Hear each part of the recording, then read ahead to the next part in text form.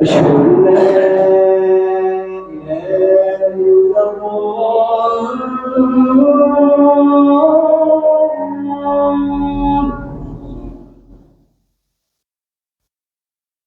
أشهد أن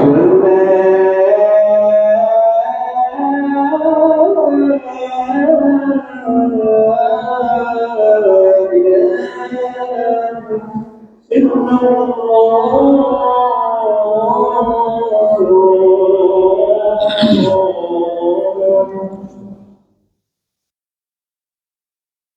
أشهد أن محمدًا رسول الله أشهد أن محمدًا رسول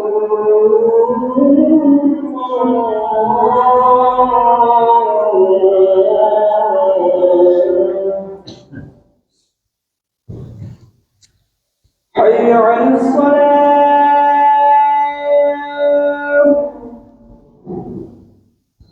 حي على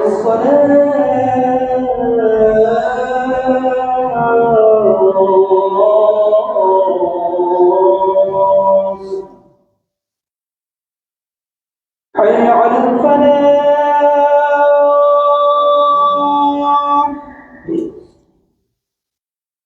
حي على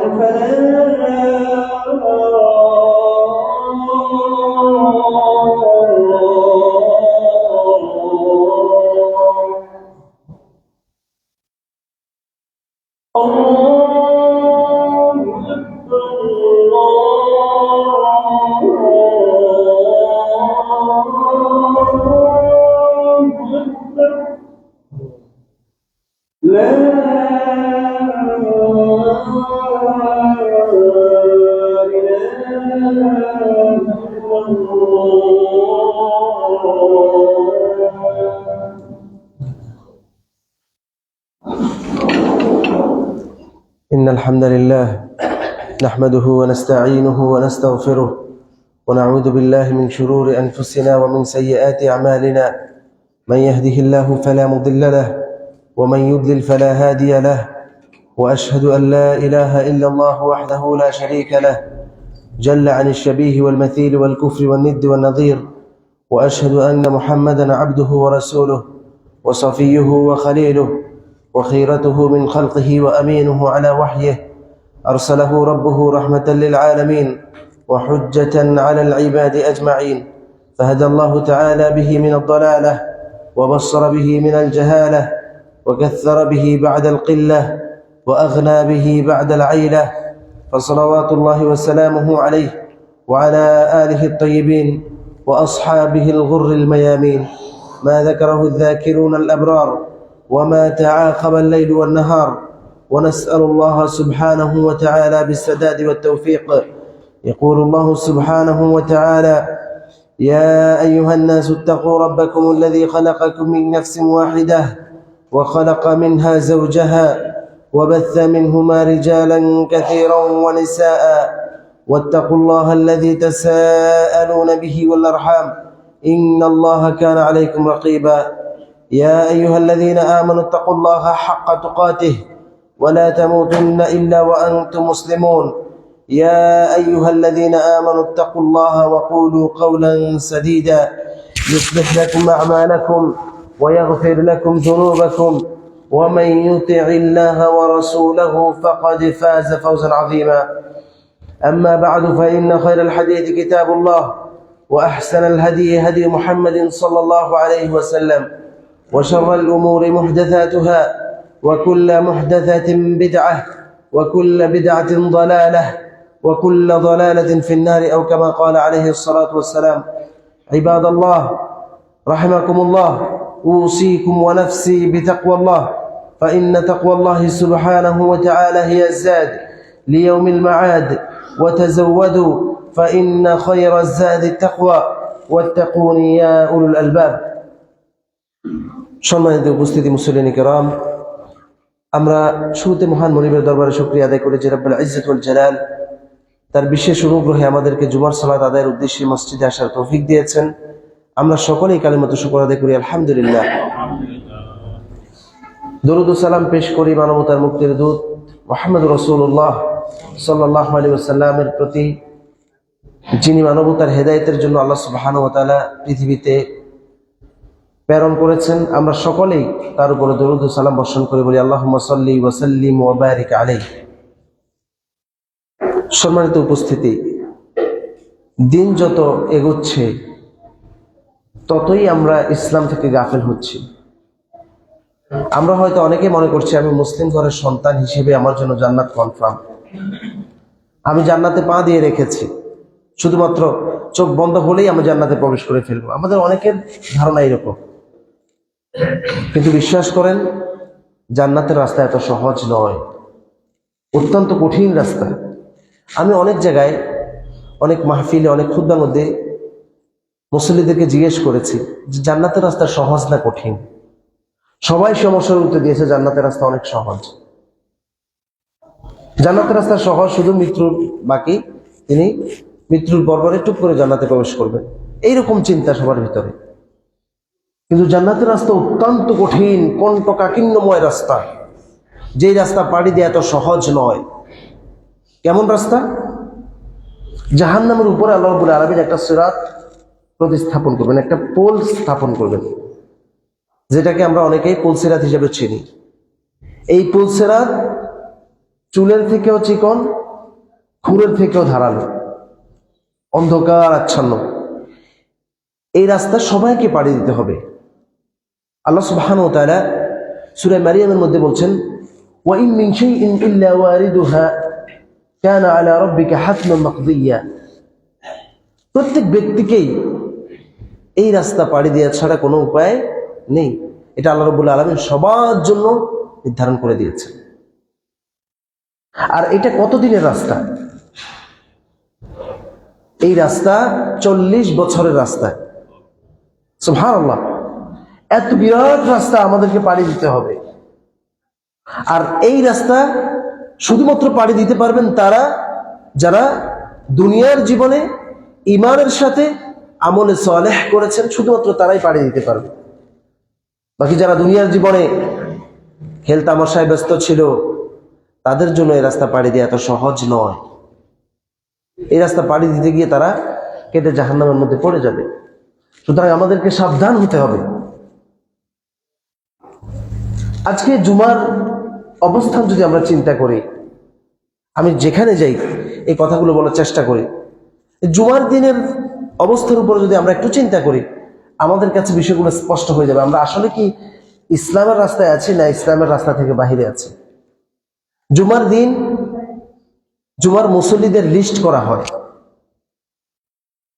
ততক্ষণ পর্যন্ত লিস্ট চলতে থাকে যতক্ষণ পর্যন্ত ইমাম সাহেব খুতবার উদ্দেশ্যে দাঁড়িয়ে না যায়।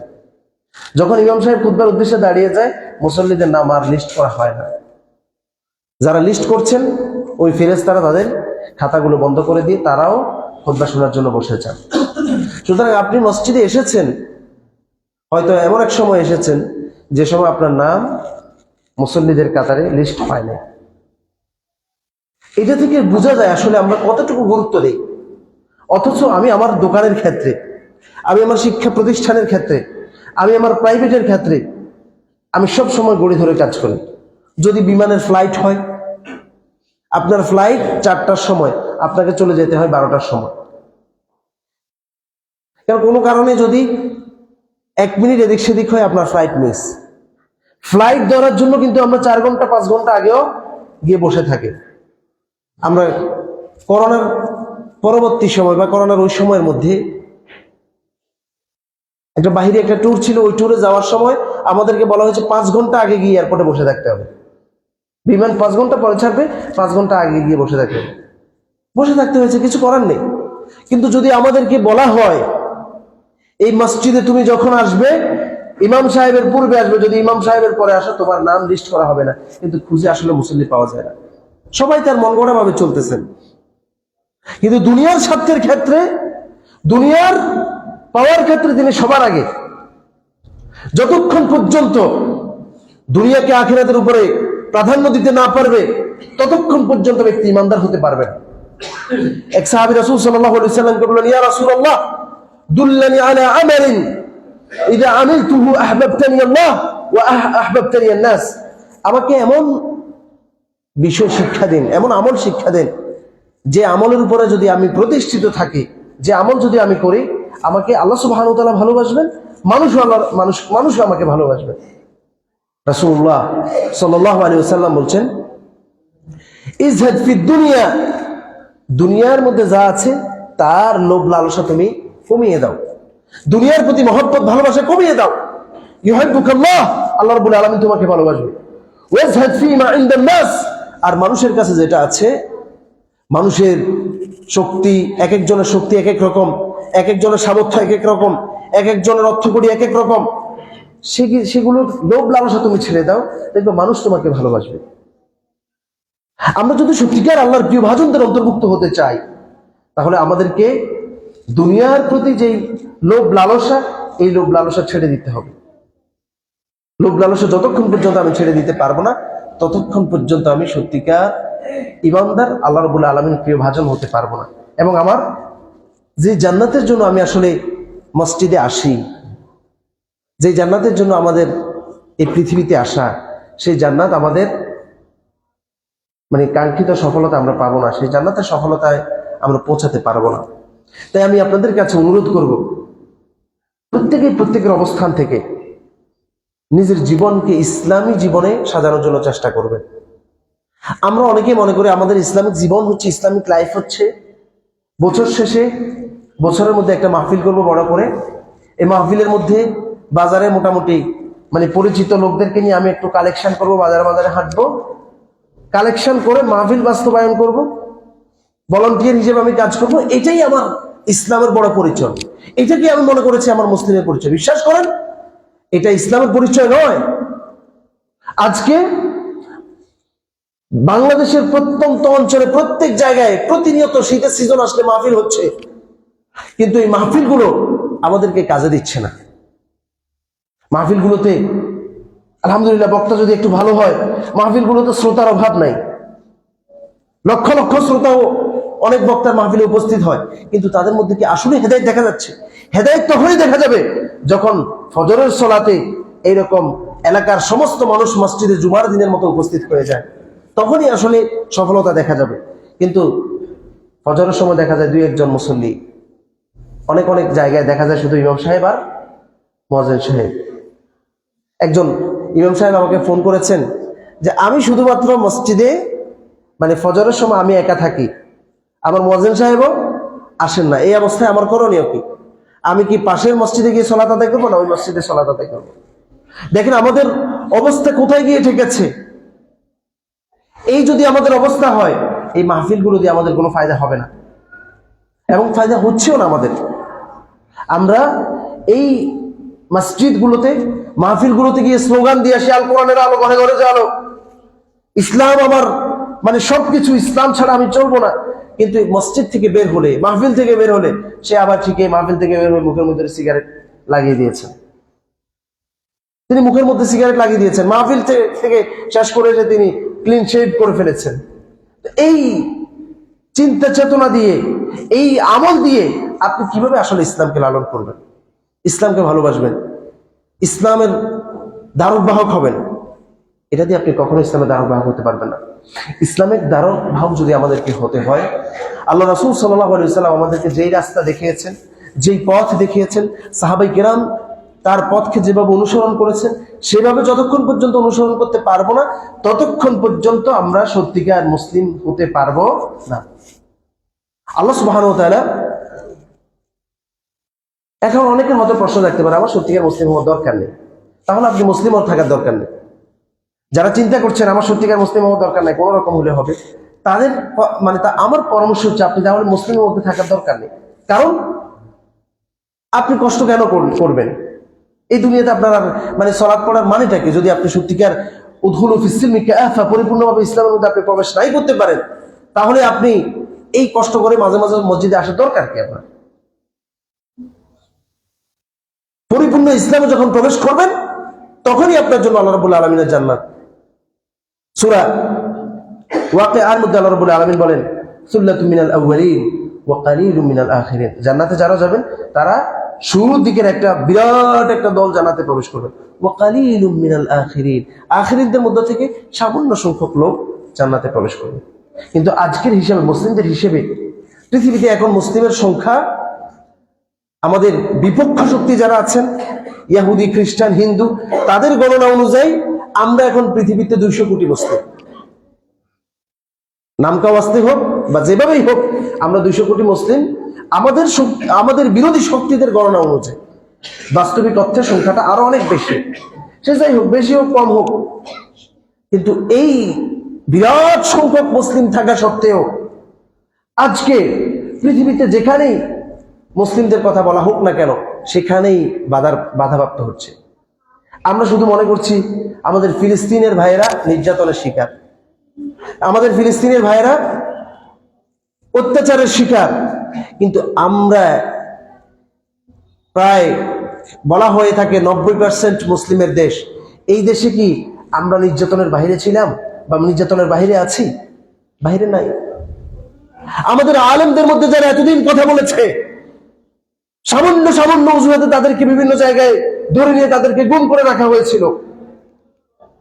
বর্তমানেও মাহফিলে অনেকেই সার্বিক পরিস্থিতি নিয়ে যখন কথা বলতে যায়, তখন বিভিন্ন রাজনৈতিক ব্যক্তিরা তাদের বিরুদ্ধে দাঁড়িয়ে যায়। মাহফিলের মধ্যে কোরআন হাদিসের কথা বলবেন, খবরদার রাজনীতির কোনো কথা বলবেন না। মানে সার্বিক পরিস্থিতি নিয়ে কথা বললে সেটা রাজনীতি হয়ে যায়। তাহলে তারা কথা বলবে কি? বলছে যে আপনি কথা বলবেন শুধু আকাশের উপরে আর মাটির নিচে, উপর আর এটার কোনো কথা বলবেন না। শুধু মাটির নিচের কথা বলবেন আর আকাশের উপরের কথা বলবেন, এখানকার কোনো কথা বলবেন না। সুদের বিরুদ্ধে কথা বললে সুদ যারা খান তারা খেপে যান। মদের বিরুদ্ধে কথা বললে মদখোররা খেপে যান। যারা হারাম সম্পর্কের সাথে জড়িত আছেন তাদের ব্যাপারে কথা বললে তারা খেপে যান। যারা জুয়ার সাথে জড়িত আছেন, জুয়ার বিরুদ্ধে কথা বললে তারা খেপে যায়। তাহলে এই ব্যক্তিরা কোথায় কথা বলবেন? আল্লাহ রাব্বুল আলামিন কোরআনে সুদের বিরুদ্ধে কথা বলেছেন, আল্লাহ রাব্বুল আলামিন জিনার বিরুদ্ধে কথা বলেছেন, আল্লাহ রাব্বুল আলামিন অন্যায় অবিচারের বিরুদ্ধে কথা বলেছেন, জুলমের বিরুদ্ধে কথা বলেছেন, শিরকের বিরুদ্ধে কথা বলেছেন। যেখানেই কথা বলতে যায় সেখানেই যারা এটার বিপরীত পক্ষ আছেন বা যারা এগুলোর সাথে জড়িত, তারা এটার বিরুদ্ধে দাঁড়িয়ে যায়। আর যারা দাঁড়িয়ে যাচ্ছেন তারাও নিজেদেরকে একটা সময় পাঞ্জাবি টুপি পরে তারাও অনেক সময় মানুষের ধারে ধারে ঘুরতে দেখা যায়। আল্লাহ সুবহানাহু ওয়া তাআলা আমাদেরকে হেদায়েত দান করুন। প্রিয় ভাইয়েরা, আমাদের মুক্তির একমাত্র পথ হচ্ছে আল্লাহ রাসূল সাল্লাল্লাহু আলাইহি ওয়াসাল্লামের সুন্নাহ। এই সুন্নাহ বাস্তবায়ন যদি আমরা না করতে পারি তাহলে আমাদের মুক্তি নেই। সুন্নাহ বলতে আমরা কি বুঝি? ইমাম ইবনে তাইমিয়া রাহিমাহুল্লাহ বলছেন, ওয়াল হাদিয়ুল্লাযী কানা আলাইহি ওয়া আসহাবুহু, আল্লাহ রাসূল ওই হাদি, ওই পথ প্রদর্শন, যে পথ প্রদর্শনের উপরে আল্লাহ রাসূল সাল্লাল্লাহু আলাইহি ওয়াসাল্লাম ছিলেন, সাহাবায়ে কিরামরা ছিলেন, যেটা সাহাবায়ে কিরাম কথার দিক থেকে, আমলের দিক থেকে, মানহাজের দিক থেকে, বিশ্বাসের দিক থেকে আল্লাহ রাসূল এবং আল্লাহ রাসূল সাল্লাল্লাহু আলাইহি ওয়াসাল্লামের সাহাবীরা ছিলেন। এটা হচ্ছে সুন্নাহ। এই সুন্নাহ যদি আমরা বাস্তবায়ন করতে না পারি তাহলে আমরা আসলে মুসলিম হতে পারি নাই। আমরা অনেকে সুন্নত বলতে বুঝি জোহরের নামাজের পরে আগে 4 রাকাত সুন্নত, পরে 2 রাকাত সুন্নত, মাগরিবের পরে 2 রাকাত সুন্নত। এটা আমরা কোন অর্থে ব্যবহার করে থাকি?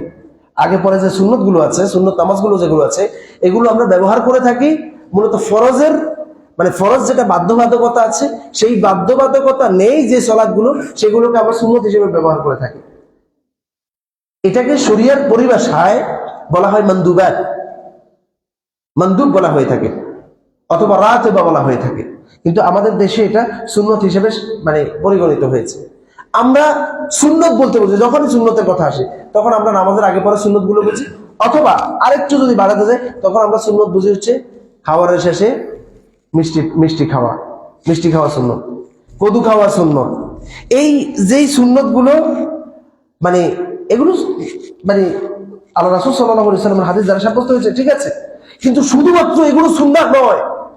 আমাদের যে ইবাদত গুলো আমরা করি সে প্রত্যেকটা ইবাদত আল্লাহ রাসূল সাল্লাল্লাহু আলাইহি ওয়াসাল্লাম যেভাবে করেছেন, প্রত্যেকটা ইবাদত আল্লাহ রাসূল সাল্লাল্লাহু আলাইহি ওয়াসাল্লামের সাহাবী কেরাম যেভাবে করেছেন সেভাবে করাই হচ্ছে সবচেয়ে বড় সুন্নাহর পরিচয়। যদি সেই ইবাদতগুলোর মধ্যে আপনি নিজের মন গড়া কোনো বিষয় নিয়ে আসেন, তাহলে সেগুলো সুন্নাহ হবে না, সেগুলো আমল হবে না, আমল সালেহ হবে না, সেটা আপনার মন গড়া হতে পারে। যেমন আমরা যদি একটা উদাহরণ দিই, এক জায়গায় বলা হলো যে সালাতের পরে আল্লাহ রাসূল সাল্লাল্লাহু আলাইহি ওয়াসাল্লামের সাহাবায়ে কেরাম কোনোদিন সম্মিলিতভাবে মুনাজাত করেন নাই, যেটাকে আমরা যে অর্থে মুনাজাত ধরি সে অর্থে মুনাজাত করেন নাই। অথচ আল্লাহ রাসূল সাল্লাল্লাহু আলাইহি ওয়াসাল্লাম পুরো সালাতটাকে মুনাজাত বলেছেন। আমরা না জানার কারণে আমাদের কাছে আজকে মুনাজাত হয়ে গেছে নামাজের পরে যেটা। আল্লাহ রাসূল সাল্লাল্লাহু আলাইহি ওয়াসাল্লাম কি বলছেন? ইন্নাল আবদা ইউনাজি রাব্বাহু মা দামা ফি মুসাল্লাহ, যতক্ষণ পর্যন্ত একজন বান্দা মুসাল্লার মধ্যে থাকে, সালাতের মধ্যে থাকে, ততক্ষণ পর্যন্ত ওই বান্দা আল্লাহ রাব্বুল আলামিনের সাথে কথা বলেন। সুবহানাল্লাহ, আল্লাহর সাথে তিনি কথা বলতে থাকেন। সালাম ফিরানোর পরে তিনি যতক্ষণ পর্যন্ত তার মুসাল্লার মধ্যে বসে থাকেন, ততক্ষণ পর্যন্ত একজন ফেরেশতা আল্লাহ রাব্বুল আলামিনের কাছে দোয়া করেন, আল্লাহুম্মা গফির লাহু আল্লাহুম্মা আরহামহু, হে আল্লাহ আপনি তাকে ক্ষমা করে দেন, আপনি তাকে রহমত বর্ষণ করেন। যতক্ষণ আপনি ওই জায়গা থেকে প্রস্থান না করেন, অথবা আপনার ওযুটা নষ্ট না হয়ে যায়, অথবা আপনি কারোর সাথে কথা না বলেন, ততক্ষণ পর্যন্ত ফেরেশতা আপনার জন্য দোয়া করেন। এটা হচ্ছে আল্লাহ রাসূল সাল্লাল্লাহু আলাইহি সাল্লামের পদ্ধতি। কিন্তু আমরা পদ্ধতি আবিষ্কার করেছি, সবাই মিলে ইমাম সাহেব সহ সবাই মিলে একটু দোয়া করব। ইমাম সাহেবকে আমরা কিছু হাদিয়া 10 টাকা 15 টাকা 20 টাকা দিব, ইমাম সাহেব আমাদের সবার জন্য দোয়া করে দিবেন, আমরা সবাই স্যাটিসফাই হয়ে বাড়িতে চলে গেলাম। আপনার মা অসুস্থ, আপনার বাবা অসুস্থ, আপনি যেভাবে আল্লাহ সুবহানাহু ওয়া তাআলার কাছে চাইতে পারবেন, আমি সেভাবে কোনোদিন চাইতে পারবো না। কারণ আপনার মায়ের দুঃখ আপনি যতটুকু বুঝেন, আমি কোনোদিন আপনার মায়ের দুঃখ বুঝবো না। আপনার দুঃখ আপনি যতটুকু আল্লাহ রাব্বুল আলামিনকে বলতে পারবেন, আমি সেভাবে বলতে পারবো না। এখন আমাকে টাকা দিয়েছেন, আপনি দেখতে পাচ্ছেন আমি কান্না করে আমার দু চোখ বেয়ে পানি পড়ে আমার দাড়ি ভিজে যাচ্ছে, এটা আসলে আমি আপনার মায়ের জন্য কান্না করছি না। আপনি যে আমাকে পকেট ভারী করেছেন, সেই পকেট ভারীটা যাতে আমার অবিরত থাকে, আমি এটা আপনাকে দেখানোর জন্য মূলত আমার দাড়ি ভিজিয়ে ফেলছি। আপনি চেয়েছেন দোয়া, আমি বললাম রব্বানা যালামনা আনফুসানা ওয়া ইল্লাম তাগফির লানা ওয়া তারহামনা লানাকুনান্না মিনাল খাসিরিন। হে আল্লাহ, দোয়া চেয়েছেন আপনি, আমি আল্লাহকে বলতেছি, আল্লাহ আমি আমার নিজের নফসের উপরে জুলুম করেছি, আপনি আমাকে ক্ষমা করে দেন। যদি আপনি ক্ষমা না করেন, আমার আর ক্ষমার কোনো জায়গা নেই। রব্বানা গফিরলি ওয়া লিওয়ালিদাইয়া ওয়া লিল মুমিনিনা ইয়াওমা ইয়াকুমুল হিসাব। হে আল্লাহ, আপনি আমাকে ক্ষমা করে দেন, আমার বাবাকে ক্ষমা করে দেন, বাবা মাকে ক্ষমা করে দেন। আমি দোয়া চেয়েছেন আপনার বাবার জন্য, আমি দোয়া করলাম আমার বাবার জন্য, আর আপনি আমিন বলে খুশিতে বাড়িতে চলে গিয়েছেন। বিশ্বাস করেন, সালাত যেরকম আপনার জন্য পার্সোনাল একটা ইবাদত, আপনার ওই সালাত যদি ইমাম সাহেব আদায় করেন, সেটা যেমন হবে না, তেমনি ভাবে দোয়ার ক্ষেত্রে, মুনাজাতের ক্ষেত্রে আপনি যদি আল্লাহ রাব্বুল আলামিনের কাছে না চান, আপনার ওই দোয়ার ইবাদতটা আল্লাহ রাব্বুল আলামিনের কাছে হবে না, দোয়াটা আপনি করলেন না। কারণ দোয়া একটা ইবাদত, গুরুত্বপূর্ণ একটা ইবাদত। সালাত যেমন ইবাদত, দোয়াটা একটা ইবাদত, এই ইবাদত আপনাকে করতে হবে। কিন্তু আমরা আজকে না জানার কারণে আমরা ওই যে সবকিছু ইক্তেদায়তু বিহাযাল ইমাম বলে ইমামের উপরে ছেড়ে দিয়েছি। আল্লাহ রাব্বুল আলামিনের কাছে আমাদের সবাইকে ইন্ডিভিজুয়াল দাঁড়াতে হবে, একাকী দাঁড়াতে হবে। আল্লাহ রাব্বুল আলামিন বলছেন কোরআন কারীমের মধ্যে, সূরা মারিয়ামে বলছেন, ওয়া কুল্লুহুম আতিহি ইয়াওমাল কিয়ামাতি ফারদা। প্রত্যেক ব্যক্তি আল্লাহ রাব্বুল আলামিনের কাছে এককভাবে আসবে, এক এক করে আল্লাহ রাব্বুল আলামিনের কাছে হিসাব দিতে হবে। আপনার হিসাব আপনি দিবেন, আপনার হিসাব আমি দিব না। সুতরাং আমার কাছে টাকা দিয়ে আপনার বাবার জন্য দোয়া চাওয়ার কোনো প্রয়োজন নেই, এটা অনর্থক কাজ। এখন আমরা কেন কথা বলি না? কারণ আমাদের পকেট তো ভারী হয়। প্রত্যেক ব্যক্তি আল্লাহ রাব্বুল আলামিনের কাছে চাওয়া শিখতে হবে, প্রত্যেক ব্যক্তি ইসলামের বিধানগুলো জানতে হবে। আমাদের এটা কোনো খ্রিস্টানদের ধর্ম নয় যে খ্রিস্টানদের পাদ্রীদের কাছে গেলে যারা তাদের পাদ্রীদের অনুসারী আছে, তাদের সমস্ত গুনাহ তাদেরকে টাকা দিলে যেমন তারা মাফ করে দেয়, এটা ওইরকম কোন দিন নয়, ওইরকম কোন ধর্ম নয়। আল্লাহ রাব্বুল আলামিন প্রত্যেক ব্যক্তির উপরে বিধানটা দিয়েছেন, প্রত্যেক ব্যক্তি আল্লাহ রাব্বুল আলামিনের কাছে চাইবে। এখন প্রশ্ন হতে পারে যে আমি তো গুনাহগার মানুষ, আমার কথা কি আল্লাহ শুনবেন? আপনাকে আল্লাহ রাব্বুল আলামিন ডেকে বলছেন, قل يا عبادي الذين أسرفوا على أنفسهم لا تقنطوا من رحمة الله قل يا عبادي قل বলে দাও ইয়া ইবাদি হে আমার বান্দা الذين أسرفوا على أنفسهم যারা নিজেদের গুনাহ করতে করতে অপরাধ করতে করতে নিজের নফসের উপরে হতাশ হয়ে গিয়েছে সে আর গন্তব্য খুঁজে পাচ্ছে না কোন দিকে যাবে লা তাকনাতু মির রাহমাতিল্লাহ আল্লাহর রহমত থেকে নিরাশ হও না আল্লাহর রহমত থেকে নিরাশ হও না আল্লাহ রাব্বুল আলামিন অপরাধীদেরকে ডেকে বলছেন ওয়া ইযা সাআলাকা ইবাদি আন্নী ফাইন্নী করিব উজিবু দাওয়াতাদ দাঈ ইযা দাআন ফালইস্তাজিবু লি ওয়াল ইউমিনু বি লাআল্লাহুম ইয়াহতাদুন ওয়া ইযা সাআলাকা ইবাদি যখন আমার বান্দারা জিজ্ঞেস করে আমার ব্যাপারে তুমি বলে দাও আমি তাদের নিকটবর্তী যখন তারা আমার কাছে কোনো কিছু চায় আমি তাদের ওই চাওয়াতে সাড়া দিই আল্লাহ রাব্বুল আলামিনের কাছে যখনই আপনি কোনো কিছু চাইবেন আল্লাহ রাব্বুল আলামিন সাড়া দিবেন প্রত্যেক রাত্রে আল্লাহ রাব্বুল আলামিন প্রত্যেক রাত্রির শেষ ভাগে আল্লাহ রাব্বুল আলামিন দুনিয়ার নিকটতর আকাশে আসেন এসে আল্লাহ রাব্বুল আলামিন ঘুমন্ত ব্যক্তিদেরকে ডাকতে থাকেন আলা মুবতালান ফাউআফিয়াহ এমন কোন অসুস্থ ব্যক্তি কি আছে যে আমার কাছে চাইবে আমি তার অসুস্থতা সুস্থ করে দিব আলা মুস্তারজিকিন ফাআরযুকাহ এমন কোন রিজিক প্রার্থী কি আছে যে আমার কাছে রিজিক চাইবে আমি তাকে রিজিক দান করব আলা কাযা এভাবে করে আল্লাহ রাব্বুল আলামিন ডাকতে থাকেন ওহে অসুস্থ ব্যক্তিরা আমার কাছে চাও সুস্থ করে দিব ওহে দরিদ্র মানুষরা আমার কাছে রিজিক চাও আমি তোমাদেরকে রিজিক দিব আল্লাহ রাব্বুল আলামিন ডাকতে থাকেন কিন্তু তখন আমরা ঘুমের কারণে আল্লাহ রাব্বুল আলামিন সেই আহ্বানে সাড়া দিতে পারি না প্রিয় ভাইয়েরা আমরা যে কথা বলছিলাম সুন্নাহ ছাড়া আমাদের কোনো গন্তব্য নেই সুন্নাহ বাস্তবায়ন আমাদেরকে করতে হবে প্রত্যেকটা ইবাদতে আজকে আমাদের এই ইবাদতগুলোর মধ্যে সুন্নাহ যখন বাস্তবায়িত হচ্ছে না তখন আমরা সুন্নাহ বিরোধী যে কাজগুলো আছে সেই কাজগুলোকে অসুবিধা কি বলে চালিয়ে দিই যেমনটা আমরা বলছিলাম আপনার সালাতের পরে সম্মিলিত মুনাজাতের ব্যাপারে আমাদের মধ্যে এটা এমন ভাবে প্রতিষ্ঠিত হয়েছে যে কেউ যদি এই মুনাজাত না করে এমনও মসজিদ আছে এমনও মসজিদ নয় শুধু হাজারো মসজিদ আছে যে মসজিদগুলোতে ইমাম সাহেব মুনাজাত না করার কারণে ইমাম সাহেবের সাথে সাথে চাকরি থেকে তাকে আউট করে দেওয়া হয়েছে কেন ইমাম সাহেব মুনাজাত করেন এইরকম পরিস্থিতি আমাদের মধ্যে ঘটেছে এখন ইমাম সাহেবরা যদি বলে যে এটা মূলত হাদিসে নেই রাসূল সাল্লাল্লাহু আলাইহি সাল্লাম করে নাই সাহাবায়ে কেরাম করে নাই তাবেঈরা করে নাই ইমাম আবু হানিফা ইমাম শাফিঈ ইমাম মালিক ইমাম আহমদ ইবনে হাম্বল কেউ করে নাই তখন তাদের উত্তর হচ্ছে এটা মুনাজাত অসুবিধা কোথায় মুনাজাত করলে অসুবিধা কোথায় অসুবিধা এক জায়গায় আছে সেটা আপনারা সহজে বুঝতে পারবেন এটা আমি আগেও আপনাদের এখানে বলেছি সেটা হচ্ছে জুমার দিন আমরা জুমার সালাত কয় রাকাত আদায় করি ইমামের সাথে 2 রাকাত সালাত আদায় করি এখন আমরা সবাই আজকে যে সিদ্ধান্ত নিলাম যেহেতু প্রতিদিন আমরা একসাথে হতে পারি না জোহরের নামাজে হয়তো 1-2 কাতারের বেশি হয় না আজকে যেহেতু সবাই একসাথে হয়েছে আজকে জোহরের মতো আমরা সবাই 4 রাকাত পড়ি আমাদের এই সালাত কি গ্রহণযোগ্য হবে কেন হবে না কারণ আল্লাহ রাসূল সাল্লাল্লাহু আলাইহি সাল্লাম করেনি আল্লাহ রাসূল সাল্লাল্লাহু আলাইহি সাল্লামের সাহাবায়ে কেরাম করেনি এখন আমি যদি বলি যে অসুবিধা কোথায় এই অসুবিধার তো আসলে উত্তর আমরা দিতে পারবো না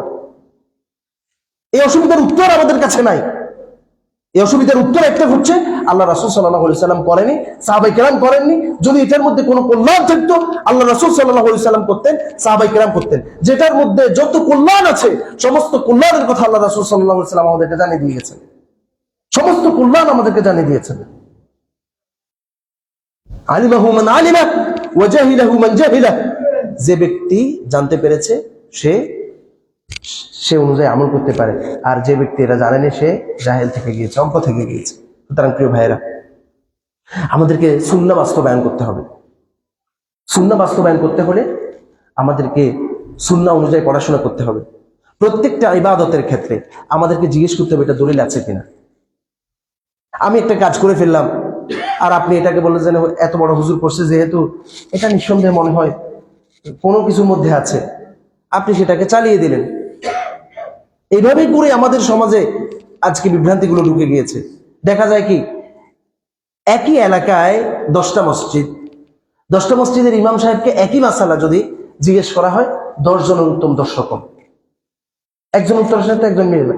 তখন বলে যে অমুক মসজিদের হুজুর তো এরকম কথা দিচ্ছে, বলতেছে অমুক মসজিদের হুজুর কি আমার থেকে বেশি জানে নাকি? তার পড়ালেখা কতটুকু? এই যে আমাদের মধ্যে ইখতিলাফাত গুলো, আমাদের মধ্যে মতভেদ গুলো, আমাদের আলেম সমাজের মধ্যে মতভেদ গুলো, এগুলো কেন হচ্ছে? আমাদের সত্যিকার কোরআন এবং সুন্নাহর জ্ঞানের অভাবের কারণে। কোরআন এবং সুন্নাহর জ্ঞান যদি আমরা আহরণ করতে পারি সত্যিকার অর্থে, আল্লাহ সুবহানাহু ওয়া তাআলা আমাদের এই সমাজকে আলোকিত করবেন, আমাদেরকে আলোকিত করবেন। আল্লাহ রাব্বুল আলামিন আমাদের সবাইকে দ্বীন ইসলাম মানার বুঝার তৌফিক দান করেন। আল্লাহ রাব্বুল আলামিন আমাদেরকে ইসলামের উপর প্রতিষ্ঠিত থাকার তৌফিক দান করেন, সুন্নাহ অনুযায়ী আমল করার তৌফিক দান করেন, আমাদের সবাইকে কোরআন এবং হাদিস পড়ার তৌফিক দান করেন, সেই অনুযায়ী জীবন গড়ার তৌফিক দান করেন। আকুলু কাউলি হাযা ওয়া আস্তাগফিরুল্লাহ লি ওয়া লাকুম ওয়া লিসাইরিল মুসলিমিনা মিন কুল্লি যামব আস্তাগফিরুহু ওয়া আতুবু ইলাইহি।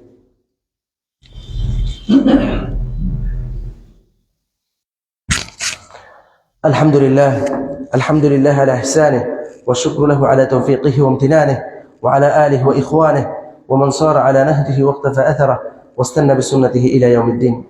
أما بعد، اللهم صل على محمد وعلى آل محمد كما صليت على إبراهيم وعلى آل إبراهيم إنك حميد مجيد. اللهم بارك على محمد وعلى آل محمد كما باركت على إبراهيم وعلى آل إبراهيم إنك حميد مجيد. সম্মানিত মুসলিম کرام, জুমার দিন আল্লাহ রাব্বুল আলামিন এই উম্মতের জন্য বিশেষ একটা দিন হিসেবে রেখেছেন। এটার অসংখ্য মর্যাদা আল্লাহ রাব্বুল আলামিন আল্লাহ রাসূল সাল্লাল্লাহু আলাইহি ওয়াসাল্লামের মুখ থেকে আমাদের জন্য ঘোষণা দিয়েছেন। এই জুমার দিনে রাসূলুল্লাহ সাল্লাল্লাহু আলাইহি ওয়াসাল্লাম বলেন, খাইরু ইয়াউমিন তালাআতিশ শামস, যে দিনগুলোতে সূর্য উদিত হয় এই দিনগুলোর মধ্যে সর্বোত্তম হচ্ছে জুমার দিন। ফিহি খালাকা আদম, এই দিনে আল্লাহ রাব্বুল আলামিন আদম আলাইহিস সালামকে সৃষ্টি করেছেন। এই দিনে আবার পৃথিবী ধ্বংস করবেন। এই দিনে আল্লাহ রাব্বুল আলামিন আদম আলাইহিস সালামকে সৃষ্টি করেছেন, পৃথিবী সৃষ্টি করেছেন। এই দিনের মধ্যে আল্লাহ রাব্বুল আলামিন আমাদের জন্য এমন একটা সময় রেখেছেন, যে সময়ের মধ্যে যদি আল্লাহ রাব্বুল আলামিনের কাছে কোনো বান্দা আল্লাহকে ডেকে কোনো কিছু চায়, আল্লাহ রাব্বুল আলামিন তার সেই দোয়া কবুল করেন। আর এই সময়ের ব্যাপারে আলেমরা বিভিন্নভাবে মতামত দিয়েছেন। আর আল্লাহ রাসূল সাল্লাল্লাহু আলাইহি ওয়াসাল্লাম থেকে একটা নির্ভরযোগ্য হাদিসের মধ্যে জানা যায় এই সময় হচ্ছে জুমার দিন, আসর থেকে মাগরিব পর্যন্ত এই সময়। সুতরাং এই সময়ের মধ্যে আমরা আমাদের নিজের যত চাওয়া আছে সবগুলো চাওয়া আল্লাহ সুবহানাহু ওয়া তাআলার কাছে চাওয়ার জন্য চেষ্টা করি। আল্লাহ সুবহানাহু ওয়া তাআলা আমাদেরকে তৌফিক দান করুন। সর্বশেষ আমি আপনাদের কাছে অনুরোধ রাখতে চাই, আপনারা জুমার সালাতে ইমাম সাহেব উপস্থিত হওয়ার আগে মসজিদে উপস্থিত হবেন। জুমার মসজিদে এসেছেন শুধুমাত্র মুসলিমত্ব টিকানোর জন্য নয়। আপনি এই সমাজে বসবাস করেন, সবাই আপনাকে মুসলিম হিসেবে জানবে, এই মানে শুধুমাত্র এতটুকুর জন্য আপনি জুমার সালাতে আসবেন না। জুমার সালাতে আসবেন জুমার যে ফজিলতগুলো আছে সেই ফজিলতগুলো নিয়ে যাওয়ার জন্য। জুমার ফজিলত কি? যে ব্যক্তি ইমাম সাহেব আসার আগে আগে মসজিদে আসেন, আরেকজন ব্যক্তিকে মসজিদে আসার ব্যাপারে উদ্বুদ্ধ করেন, নিজে গোসল করেন, আরেকজনকে গোসল করার ব্যাপারে উদ্বুদ্ধ করেন, নিজে আগে মানে সামনে এসে বসেন এবং আরেকজনকে সামনে নিয়ে আসার জন্য চেষ্টা করেন, ইমাম সাহেবের খুতবা চুপ করে শুনেন। যদি এই কাজগুলো তিনি করতে পারেন, তাহলে তার প্রত্যেকটা পদক্ষেপ মসজিদে আসতে যতটা পদক্ষেপ তিনি ফেলেছেন, যতটা পাদুকা তিনি দিয়েছেন, যতটা কদম তিনি ফেলেছেন, প্রত্যেকটা কদমে আল্লাহ রাব্বুল আলামিন তার জন্য 1 বছর সিয়াম রাখলে যে সওয়াব, 1 বছর কিয়াম করলে যে সওয়াব, সেই সওয়াব আল্লাহ রাব্বুল আলামিন লিখে দেন। পক্ষান্তরে যারা মসজিদে এসে পাশের ব্যক্তির সাথে সাইড টকিং করে, পাশের ব্যক্তির সাথে কথা বলে জুমার খুতবা চলাকালীন সময়ে এই সময়টাকে যিনি নষ্ট করে দেন, তিনি জুমার মসজিদ থেকে এসেছেন, জুমার মসজিদে এসেছেন ঠিকই, কিন্তু জুমার যে ফজিলত আছে সেই ফজিলত থেকে সম্পূর্ণরূপে তিনি মাহরুম হয়ে যাবেন। সুতরাং মসজিদে আসবেন খুতবা শোনার জন্য। খুতবা আপনার হয়তো মনোভূত নাও হতে পারে, আপনার কাছে ভালো নাও লাগতে পারে, কিন্তু আপনি খুতবাটা না মনোযোগের সাথে শুনবেন। এটা আপনার মনোযোগের সাথে শোনা ইবাদত। যদি কোনো বিষয়ে আপনার মুলাহাজাত থাকে, আপনার কোনো কমেন্টস থাকে, সেটা আপনি পরবর্তীতে ইমাম সাহেবকে অথবা মসজিদের কমিটির মাধ্যমে ইমাম সাহেবের কাছে পৌঁছে দিবেন। সেটার হয়তো সদুত্তর তিনি দিবেন, অথবা তার মধ্যে যদি কোনো সংশোধনের প্রয়োজন হয় তিনি সেটা করবেন। কিন্তু খুতবা চলাকালীন সময়ে পাশের ব্যক্তির সাথে কথা বলে নিজের জুমার ফজিলতটুকু নষ্ট করবেন না। আল্লাহ রাসূল সাল্লাল্লাহু আলাইহি ওয়াসাল্লাম বলছেন, জুমার দিন 3 ধরনের ব্যক্তি মসজিদে হাজির হয়। 3 ধরনের মধ্যে এক ধরনের ব্যক্তি হচ্ছেন যারা মসজিদে আগে আসেন, আল্লাহ রাব্বুল আলামিনের প্রতিদান আশা করেন, তাদেরকে আল্লাহ সুবহানাহু ওয়া তাআলা প্রতিদান দিবেন। 2 নম্বর ব্যক্তি হচ্ছে যারা মসজিদে আসেন, মসজিদে এসে তারা আল্লাহ রাব্বুল আলামিনের জিকির করেন, খুব বেশি প্রতিদানের আশা করেন না। তারা মসজিদে অনর্থক কাজ থেকে নিজেকে বিরত রাখার চেষ্টা করেন, তারপরে অনেক সময় মানে নিজেকে অনর্থক কাজের মধ্যে পতিত করে ফেলেন, আল্লাহ রাব্বুল আলামিন ইচ্ছে করলে তাকে সওয়াবটুকু দিতেও পারেন, নাও দিতে পারেন। 3 নম্বর ব্যক্তি যারা মসজিদে আসেনি মূলত অনর্থক কাজ করার জন্য, ইমাম সাহেবের ভুল ধরার জন্য, অথবা মসজিদে আসেন তিনি ঘুমানোর জন্য, অথবা মসজিদে আসেন নিজের ইসলামত্ব টিকানোর জন্য, তারা মসজিদে আসবেন ঠিকই, কিন্তু এই মসজিদে আসা তাদের কোনো ধরনের কোনো কল্যাণ নেই, কোনো খায়ের তাদের জন্য নেই। আল্লাহ সুবহানাহু ওয়া তাআলা আমাদেরকে জানার, মানার, বুঝার তৌফিক দান করেন। আল্লাহ সুবহানাহু ওয়া তাআলা আমাদেরকে কোরআন এবং সুন্নাহ অনুযায়ী জীবন প্রতিষ্ঠিত করার তৌফিক দান করেন। আল্লাহুম্মা আইজ্জাল ইসলাম ওয়াল মুসলিমিন, اللهم اعز الاسلام والمسلمين، اللهم انصر المسلمين في كل مكان، اللهم انصر الموحدين في كل مكان، اللهم انصر من نصر الدين واخذل من خذل المشركين، اللهم انصر من نصر الدين واخذل من خذل المشركين. اللهم آت نفسي تقواها وزكها أنت خير من زكاها يا رب العالمين يا ذا الجلال والإكرام. ربنا آتنا في الدنيا حسنة وفي الآخرة حسنة وقنا عذاب النار. اللهم إنا نسألك الهدى والتقى والعفاف والغنى، اللهم إنا نسألك الهدى والتقى والعفاف والغنى، اللهم إنا نسألك الهدى والتقى والعفاف والغنى. اللهم اهدنا فيمن هديت وعافنا فيمن عافيت وتولنا فيمن توليت وبارك لنا فيما أعطيت وقنا واصرف عنا شر ما قضيت، إنك تقضي ولا يقضى عليك فإنه لا يذل من واليت تباركت ربنا وتعاليت. اللهم آت نفسي تقواها، اللهم آت نفسي تقواها وزكها أنت خير من زكاها يا رب العالمين يا ذا الجلال والإكرام. يا أرحم الراحمين ارحمنا، يا غفور رحيم اغفر لنا ذنوبنا كله أوله وآخره دقه وجله يا رب العالمين. اللهم أرنا الحق حقا وارزقنا اتباعه وأرنا الباطل باطلا وارزقنا اجتنابه يا رب العالمين. يقول الله سبحانه وتعالى إن الله يأمر بالعدل والإحسان وإيتاء ذي القربى وينهى عن الفحشاء والمنكر والبغي يعظكم لعلكم تذكرون. فاذكروني أذكركم واشكروا لي ولا تكفرون.